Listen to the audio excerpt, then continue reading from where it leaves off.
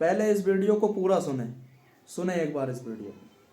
آپ کو پتا ہے مکہ میں ابو جہل بہت جلتا تھا، بہت نفرت کرتا تھا، پروپیگنڈا پھیلاتا تھا. جو جہاں ہے جیسے ہی کھڑا رہ جائے، جہاں ہے جیسے ہی کھڑے رہ جائے، اور جو بیٹھے ہو بیٹھے رہ جائے. اس لیے کہ محفل رسول کا ادب ہے یہ. سب کے اندر تحمل ہو، برداشت کی طاقت ہو. میں آپ سے پوچھتا ہوں، حضور کے نام کا ذکر کر رہا ہوں، اگر صبح تک کی کھڑا ہونا پڑے تو کھڑے ہو سکتے ہیں؟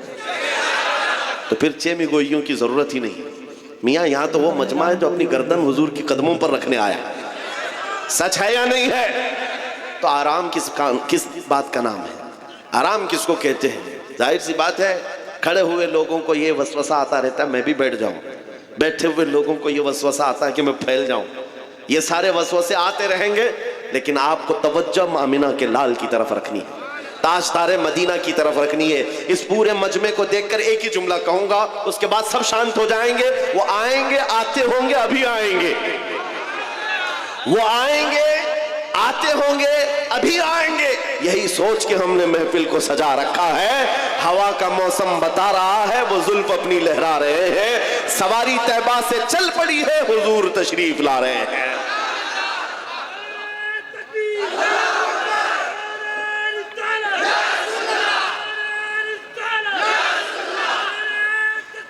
جس کے دل میں اب یہ عظمت ہو کہ حضور پاک کا جلسہ ہے، حضور پاک کا نام ہے، اور ہم اس امید سے بیٹھے ہیں کہ کبھی تو کرم ہوگا، کبھی تو نظر عنایت ہوگی، تو پھر اب وہ اپنی توجہ اس طرف رکھے.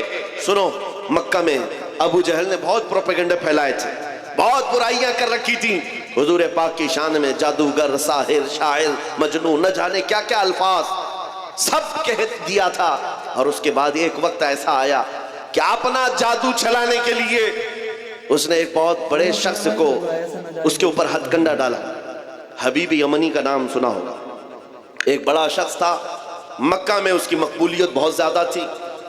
اور ابو جہل جا کر کے اس کو بولتا ہے کہ آؤ، مکہ میں ایک شخص نکلا ہے جس کے جادو کے چکر میں سارے لوگ ہمارا دین چھوڑ کر نکل جا رہے ہیں، اور نہ جانے کتنے لوگ اپنے باپ داداؤں کے دین سے اب تک بدل چکے ہیں. حبیب یمنی نے کہا وہ کیا کہتا ہے؟ سب بتایا ایسے ایسے معاملات ہیں. تو سنو توجہ.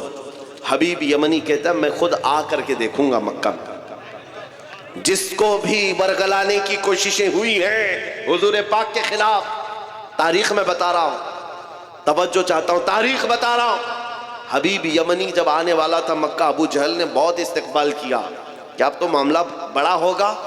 جب وہ کوئی سٹینڈ لے گا تو مکہ میں یہ جو چھوٹی جماعت ہے مسلمانوں کی، سب کو ختم کر دیا جائے گا. بڑا سخت بھی ہے.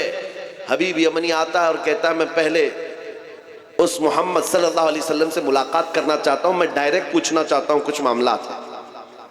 اس نے آتے ہی حضور پاک صلی اللہ تعالیٰ علیہ وسلم سے ملاقات کی، اور اس کے بعد پوچھا کیا آپ نبی ہیں؟ کہا ہاں میں اللہ کا آخری نبی ہوں. نبی اگر ہے، توجہ، تو اس نے کہا کہ آپ کے پاس کوئی معجزہ ہے؟ حضور پاک صلی اللہ علیہ وسلم نے خود پوچھا تو کیا دیکھنا چاہتا ہے؟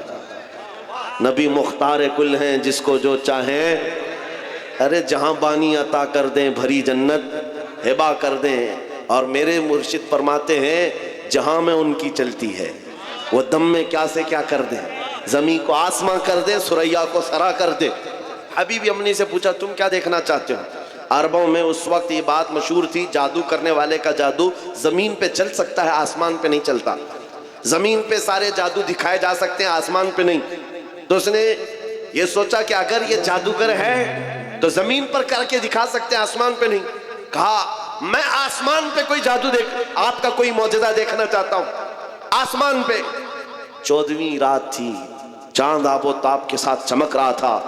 نبی رحمت صلی اللہ علیہ وسلم نے انگلی کا اشارہ کیا، چاند 2 ٹکڑوں میں بدل گیا.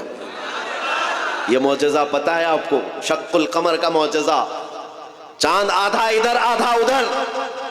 نبی کریم صلی اللہ تعالیٰ علیہ وسلم کا یہ معجزہ دیکھ کر کے وہ حیرت میں رہ گیا. اس کے بعد سنو، اب اس نے کیا کہا کہ اب دوسری بات میرے دل میں ہے، میں کچھ سوال لے کر کے آیا ہوں، آپ خود ہی بتا دیجیے. یہ بہت بڑی بات ہے میرے عزیز. ان کا عقیدہ بھی یہ تھا نبی جو ہوتا ہے وہ غیب کا علم جانتا ہے. کافروں کا بھی عقیدہ تھا دل کے حالات نبی جانتا ہے.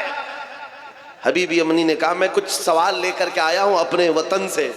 حضور نے فرمایا ہاں تیرے دل میں یہ بات ہے, تیرے گھر میں ایک معذور لڑکی ہے, تیری معذور بیٹی ہے, اور وہ ہاتھوں پیروں سے معذور ہے, اور تو چاہتا ہے کہ اس کو صحت و تندرستی ہو جائے. جا, اللہ نے اسے شفا دے دیا.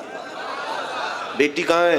یمن میں ہے, اور یہ مکہ میں ہے. باپ دل کے حالات جیسے ہی بتایا نبی کریم نے کہا میں گواہی دیتا ہوں آپ اللہ کے سچے رسول ہیں. ابو جہل کس کے لیے لایا تھا؟ پروپیگنڈا پھیلانا تھا, حضور کے خلاف ایک مورچہ قائم کرنا تھا. جس کو پکڑ کر کے لایا تھا وہی مصطفیٰ کے قدموں میں سر دینے کو تیار. عزیزان گرامی وقار, یہ تو مثال کے طور پر میں عرض کر رہا ہوں. یہ تاریخ اس طرح کے واقعات سے بھری ہوئی ہے. ایک عمیر بن وہب شخص تھے. توجہ چاہتا ہوں, یہ عمیر بن وہب کون ہے؟ جنگ بدر میں ان کا بیٹا رسول اللہ کے صحابہ کے ہاتھ میں قید ہو گیا. عمیر بن وہب, پہلے ان کو شیطان قریش کہا جاتا تھا, قریش کا شیطان, کیونکہ سارے مکہ والوں